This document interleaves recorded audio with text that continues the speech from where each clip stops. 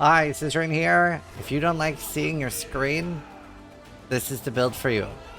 So I've been playing the Mortar Tactician. It is a banger. Absolutely amazing. Having so much fun on it. It is very computer intensive. I go down to like 70 or 80 FPS very often. It's very low visual clarity. It's pretty much carried by pin. And yeah, I've done quite a bit of an update on the build right now, so I wanted to make an update for it. Are you looking to gear up for the wave of next-gen ARPGs? This year is going to be insanely demanding on your system, but not on your wallet. Starforge has you covered with the Horizon line, with great computers for your everyday gaming, and for those looking for the top-of-the-line PC, the Voyager model is there for you. If you want a solid system with a rock-hard performance, look no further. Starforge is the perfect fit for you. That rocket is definitely happy to see you. Give yourself an edge to blast through the golden year of ARPGs by heading over to starforgesystems.com and get yourself one of the best PCs in the universe. So this is my old one for leveling, and this is still pretty relevant. But I wanted to do a new one past like level 65 because there's a few things that change. Level 65 specifically, you get Ratha's Assault. And I was still playing with my normal explosive grenade at that point and using explosive shot to detonate it. Now it's really nice because it fixes the loading bug completely. Even though GDD have said they are fixing the reload bug, it basically Ratha's Assault is you replace double barrel with it, and it's every time you roll, it reloads. So you can never run out of ammo, basically. Like, you're never waiting to reload anyway. It's always just when you're rolling. So that felt really good. Now, I actually use Explosive Shot quite little now. It is still at the point where Explosive Shot alone is enough to clear mobs. But I have, like, such a good time with just placing them in mortars. And I've switched to Cluster Grenade. I'm using that for clear now. Once I got enough AoE on that, that felt quite good. Now, I've also made a separate weapon swap video that talks about that, but I will talk about weapon swap more here too. And weapon swap is starting to be less important. Obviously, it doesn't hurt. Smaller part of the build. While leveling, it is a very big part of the build where you really want, like, you're using both your explosive shot and your grenades very interchangeably. And then you're effectively getting twice the amount of skill points. Now, I'm mostly running around placing mortars, and I have 4 now. And a lot of people are like, how are you getting 4? I'm getting 1 from Idol of Uldorn. I don't know if this is necessarily BIS, but it's pretty close to it. Maybe a +3 amulet with really good stuff will be better. I'm getting +1 from Artillery Strike, which is on my second weaponry set. All the green nodes are the second one. And then I'm getting 1 from a Prefix on Veil. Now, I do think this would be better to just have a even better fist crossbow than it is to have a 4th mortar. But this is quite good, right? Aside from hitting like a really high fist prefix, this is obviously way better than something like grenade damage, LE damage, or a little bit of fist.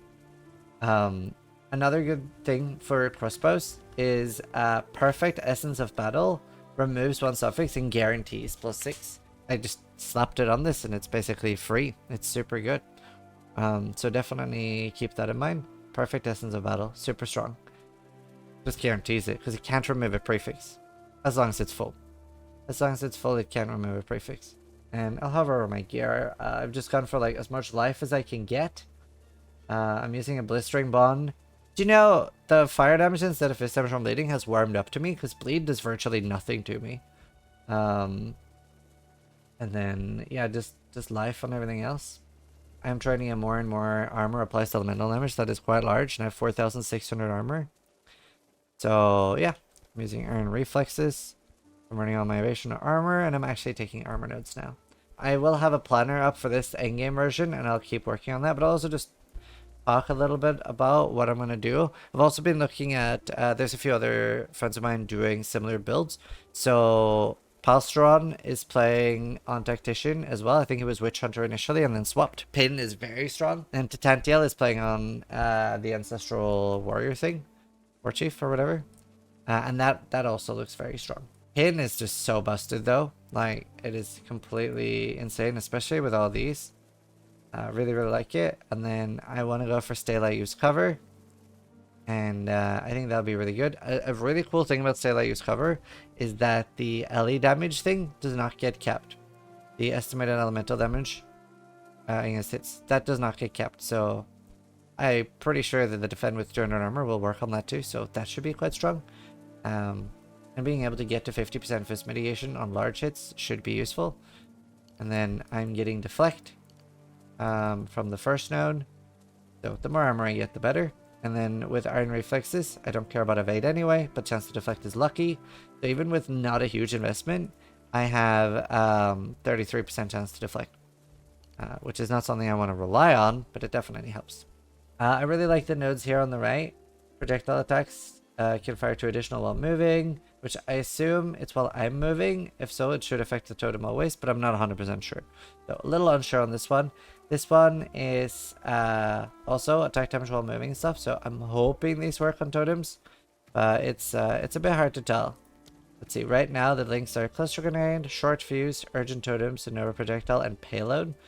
So I just added Payload now. This means you have to replace your totems for them to fire again. You're never like waiting for them to get a new strike. I don't have Cluster Bomb because I want them to detonate in a timely manner. I'm not like exploding them with Explosive Shot like before. And next, I will probably start thinking about Eroding Chains and going for Armor Break. Thinking about Momon's Gift as well. Not 100% sure on that. I'm also currently using Explosive Shot with Armor Break 3. But there is a bug right now where Explosive Shot consumes fully broken armor. So, we'll see.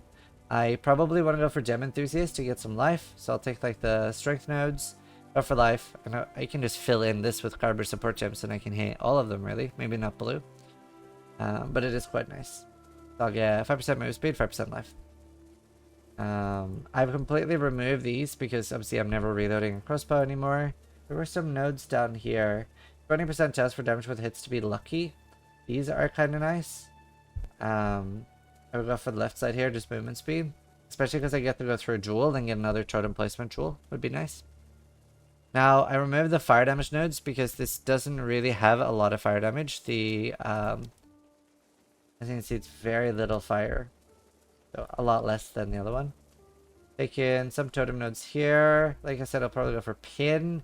I want to take a lot more armor nodes. I'll probably go for Leatherbound. I assume this will work with Iron Reflexes. It'll just be like quite a lot extra armor. And then I'll go for an actual like 500 armor glove. But I really want to lean heavily into armor.